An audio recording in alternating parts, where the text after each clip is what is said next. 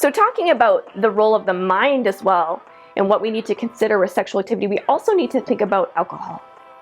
With the brain, the first part of the brain that is impacted by alcohol is right here.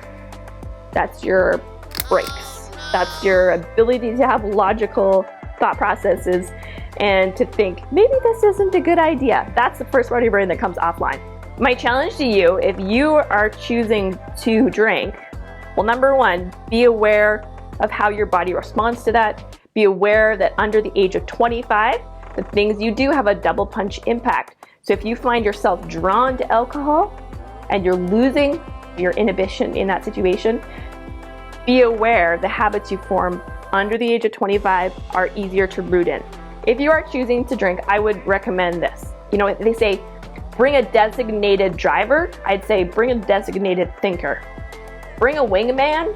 So if you're a person, you're like, I do stupid things when I drink. Bring your wingman and say, hey, you have permission to stop me if I start doing something stupid. For myself, my own boundary is I won't drink alcohol unless my husband's with me, because I know he's got my back. I know he's not gonna let me be in a dangerous situation. So here's some stats.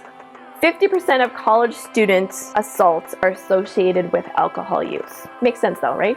If you're taking this part of the brain offline, we're defaulting to more basic, domineering, abusive type responses in there. We don't have the compassion and the communication and the empathy and the basic risk and reward analysis going on. And in 81% of alcohol-related sexual assaults, both the victim and the perpetrator were consuming alcohol. So again, victims are never responsible. Like, they don't ask for a rape. But we can do extra little things, like put a seatbelt on, like make sure we get a car with an airbag, to add those extra layers of security, a wingman, a designated thinker, right? To just add that extra security for ourselves. And if you're prone to making poor decisions, and like honestly, if you realize that your biological engine's pretty strong and you might even be prone to raping someone, bring the designated thinker.